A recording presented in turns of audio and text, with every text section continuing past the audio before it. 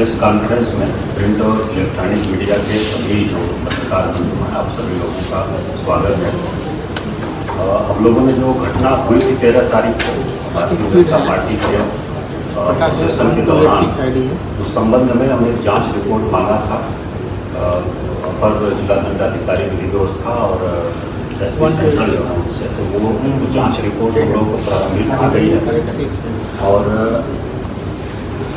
पूरा जो घटनाक्रम है उसके बारे में संक्षेप में हम लोग चर्चा करना चाह रहे हैं। और बहुत लोग आप लोगों में से इंडिविजुअल फोन कर करके कुछ प्रश्न पूछ रहे थे, इसलिए हम लोगों ने सोचा कि इसको आपके साथ बैठक करके हम लोग बैठ करके डिस्कस कर लें। कोई मन में प्रश्न है तो उसको भी हम लोग स्पष्ट कर दें। तो जो घटनाक्रम है उसमें यह है कि 13 तारीख को गांधी मैदान में सभा करने के लिए अनुमति दी गई थी भारतीय जनता पार्टी के द्वारा। और उसके बाद पोस्टर बैनर इत्यादि के माध्यम से हम लोगों ने देखा था कि विधानसभा मार्च की भी तैयारी की गई थी और एक आवेदन भी हम लोगों ने दिया था मंडल अधिकारी के यहाँ विधानसभा मार्च किया जाएगा। तो उसकी अनुमति उस पर कोई लिखित रूप में नहीं दी गई थी। और गांधी मैदान में जो सभा हुई उसकी अनुमति प्रॉपर थी, उसकी बुकिंग थी गांधी मैदान की। और उसके बाद वहाँ से जब मार्च निकला है, लोग निकले हैं साथ में, तो हम लोग कोशिश किए हैं कि एक बार उनको समझा बुझा करके जेपी गोलंबर है वहाँ पर रोका जाए। फिर वहाँ पर नहीं रुके हैं, फिर डाक बंगला चौराहे पर पूरा नाकेबंदी प्रशासन के द्वारा की गई, जो दंडाधिकारी और पुलिस पदाधिकारी वहाँ पर थे। तो ये एक परंपरा रही है कि हम लोग डाक बंगला चौराहा से आगे कोई भी जुलूस या प्रदर्शन नहीं जाने देते हैं। मैक्सिमम लिमिट वही है हम लोगों की। और धरना प्रदर्शन के लिए गर्दनी बाग में स्थल निर्धारित है और अगर अनुमति ली गई है तो गांधी मैदान में भी किया जा सकता है। लेकिन जुलूस जो रहा है उसको हम लोग डाक बंगला से आगे क्रॉस नहीं करने देते हैं। उसके कई कारण हैं, जिसमें कि हम लोग देखते हैं कि बहुत ही सुरक्षित क्षेत्र एक तरह से है, वो संवेदनशील क्षेत्र भी है। उसमें माननीय उच्च न्यायालय का परिसर है, विभिन्न राजनीतिक दलों के कार्यालय हैं, महामहिम राज्यपाल का भवन है और माननीय मुख्यमंत्री जी का है, विधानसभा है, सचिवालय है। एक तरह से वो अति सुरक्षित क्षेत्र है। इसलिए हम लोग डाक बंगला चौराहा से आगे किसी भी प्रोसेसन को नहीं बढ़ने देते हैं। इसमें किसी प्रकार का किसी से कोई पूर्वाग्रह या किसी से कोई फेवर करने की बात नहीं है। पूर्व में आप लोग देखे होंगे कि राष्ट्रीय जनता दल का भी एक बहुत बड़ा कार्यक्रम हुआ था एक विधानसभा सत्र के दौरान ही, उसको भी डाक बंगला पर ही रोका गया था और बलपूर्वक रोका गया था। और उसके बाद हम लोग देखे थे कि लोजपा का भी एक कार्यक्रम हुआ था, उसको भी यहीं रोका गया था। बल्कि कुछ लोग वो लोग गुरिल्ला टाइप पर दूसरे रूट से हड़ताली मोड़ पर भी पहुंच गए थे, फिर वहां जाकर के फाइनली रोका गया था। तो ये एक स्टैंडर्ड प्रैक्टिस है।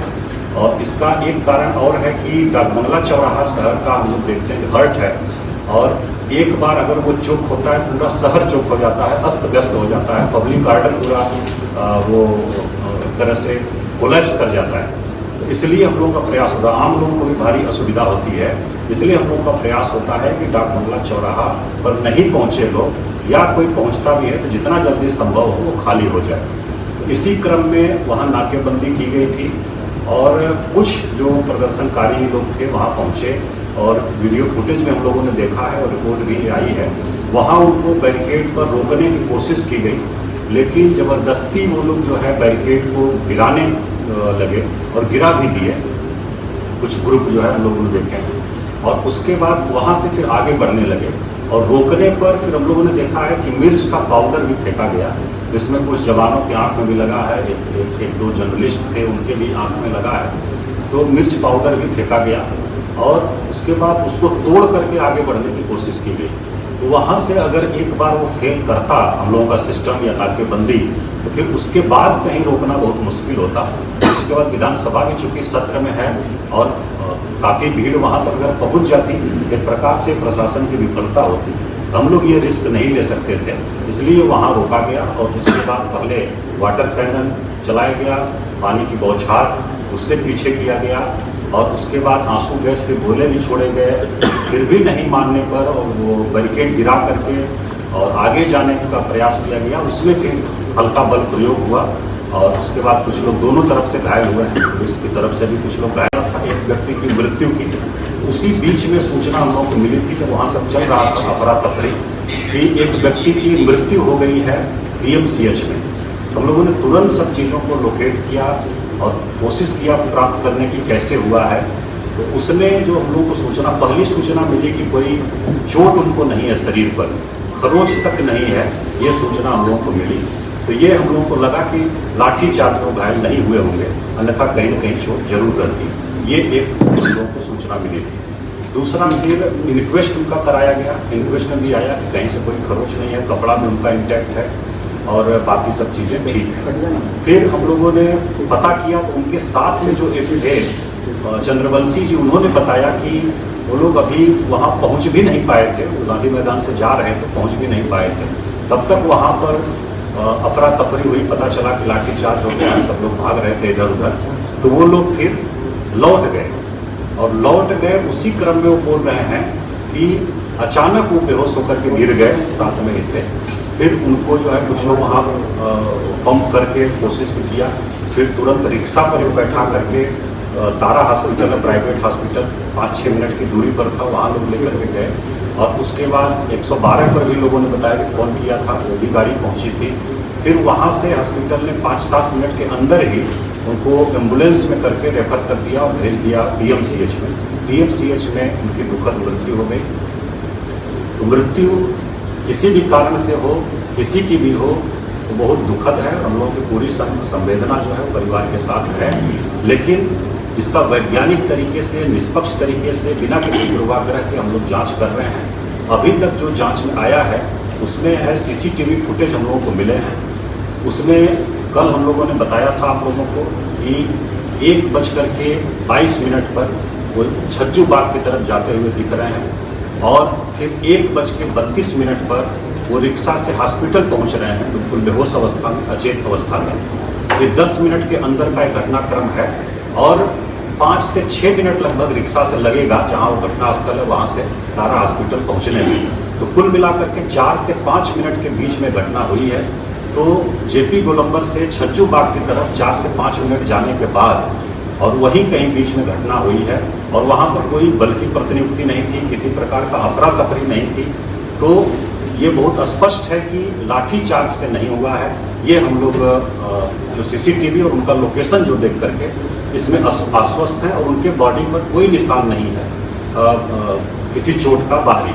तो ये हम लोग आश्वस्त हैं कि लाठीचार्ज से नहीं हुआ है। लाठीचार्ज वाले स्थल पर वो पहुंचे ही नहीं थे अभी तक की जो हम लोगों की जांच है और जो CCTV फुटेज वगैरह हम लोगों को उपलब्ध है। एक और CCTV फुटेज आज मिला है हम लोगों को जो 1:19 पर वो JP गोलंबर पर दिख रहे हैं और कल हम लोगों ने जो प्राइवेट वो निकाला था उसमें वो 1:22 पर दिखे थे और आगे थोड़ा बढ़ के छज्जू बाग में आज 1:19 पर वो JP गोलंबर के पास दिख रहे हैं। जो लाठीचार्ज की घटना हुई थी वो डाक बंगला चौराहा पर 12:55 के आसपास हुई थी और 2-4-5 मिनट तक अफरा तफरी रही। तो मोटा मोटी 1 बजे के आसपास डाक बंगला वाला जो पूरा घटनाक्रम है वो है और हम लोगों को ये पूरी स्वस्थ स्थिति में आराम से बात करते हुए चलते हुए दिख रहे हैं और छज्जू बाग की तरफ जा रहे हैं।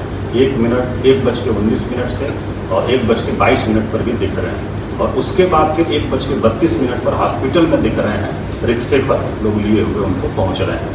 तो ये पूरा घटनाक्रम है। शरीर पर कहीं चोट का निशान नहीं है, इसलिए हम लोग ये आश्वस्त हैं कि लाठीचार्ज से ऐसा नहीं हुआ है। कारण कुछ दूसरा है जो भी है, चाहे हार्ट अटैक का हो या अन्य कोई कारण हो, कोलैप्स हो गए हैं जैसा बता रहे हैं, इस कारण से हुए हैं।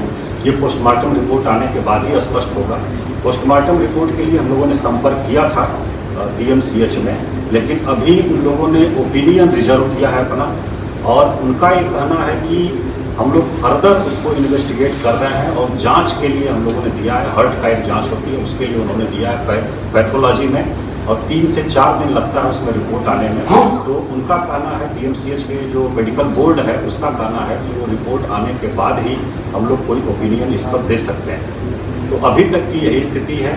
पोस्टमार्टम रिपोर्ट में अगर कुछ फाइंडिंग भी है तो उस पर हम लोग कमेंट अभी नहीं कर सकते हैं कुछ, क्योंकि वो एक्सपर्ट का डोमेन है और डॉक्टर एक्सपर्ट जो है वही उस पर कमेंट कर सकते हैं। आराम से बात करते हुए चलते हुए दिख रहे हैं और छज्जू बाग की तरफ जा रहे हैं। 1:19 से और 1:22 पर भी दिख रहे हैं, और उसके बाद फिर 1:32 पर हॉस्पिटल में दिख रहे हैं, रिक्शे पर लोग लिए हुए उनको पहुंच रहे हैं। तो ये पूरा घटनाक्रम है। शरीर पर कहीं चोट का निशान नहीं है, इसलिए हम लोग ये आश्वस्त हैं कि लाठीचार्ज से ऐसा नहीं हुआ है। कारण कुछ दूसरा है जो भी है, चाहे हार्ट अटैक का हो या अन्य कोई कारण हो, कोलैप्स हो गए हैं जैसा बता रहे हैं, इस कारण से हुए हैं। ये पोस्टमार्टम रिपोर्ट आने के बाद ही स्पष्ट होगा। पोस्टमार्टम रिपोर्ट के लिए हम लोगों ने संपर्क किया था DMCH में, लेकिन अभी उन लोगों ने ओपिनियन रिजर्व किया है अपना, और उनका ये कहना है कि हम लोग फर्दर उसको इन्वेस्टिगेट कर रहे हैं और जांच के लिए हम लोगों ने दिया है। हार्ट का एक जांच होती है, उसके लिए उन्होंने दिया है पैथोलॉजी में, और 3 से 4 दिन लगता है उसमें रिपोर्ट आने में। तो उनका कहना है, DMCH के जो मेडिकल बोर्ड है उसका कहना है कि वो रिपोर्ट आने के बाद ही हम लोग कोई ओपिनियन इस पर दे सकते हैं। तो अभी तक की यही स्थिति है। पोस्टमार्टम रिपोर्ट में अगर कुछ फाइंडिंग भी है तो उस पर हम लोग कमेंट अभी नहीं कर सकते हैं कुछ, क्योंकि वो एक्सपर्ट का डोमेन है और डॉक्टर एक्सपर्ट जो है वही उस पर कमेंट कर सकते हैं। और पूरी तरह से पारदर्शिता इसमें अपनाई गई। सबसे पहले तो हमने ये आदेश दिया कि पोस्टमार्टम जो होगा वो मेडिकल बोर्ड के माध्यम से होगा, मेडिकल बोर्ड करेगा। दूसरा हमने कहा कि उसकी वीडियोग्राफी प्रॉपर कराई जाएगी, और उसकी अन्य प्रकार की कोई फर्दर जांच है तो उसको भी वो लोग कराएं। ये हम लोग शुरू से ही सुनिश्चित किए और इसको हम लोगों ने करवाया है। जो इन्क्वेस्ट हुआ है वो भी मजिस्ट्रेट के द्वारा किया गया है, मजिस्ट्रेट और पुलिस पदाधिकारी लोगों की उपस्थिति में, और उसकी भी वीडियोग्राफी पूरी कराई गई है। कहीं भी कोई बाहरी चोट का निशान नहीं है। तो हम लोगों के स्तर पर अभी तक ये इतनी जानकारी उपलब्ध है, और इसमें उनकी मृत्यु लाठीचार्ज से नहीं हुई है, ये बहुत ही स्पष्ट है। बाकी कारण पोस्टमार्टम रिपोर्ट का जो ओपिनियन है वो आ जाएगा, तो हम लोग आपको बताएंगे, और CCTV के माध्यम से और भी हम लोग जांच कर रहे हैं, और फर्दर जैसे जैसे हम लोगों को जानकारी मिलेगी आप लोगों को बताएंगे। अगर किसी प्रकार का आप लोगों के मन में प्रश्न है तो हम लोग स्वागत है उसका, आप बताइए, उसका जवाब हम लोग देंगे। Thank you.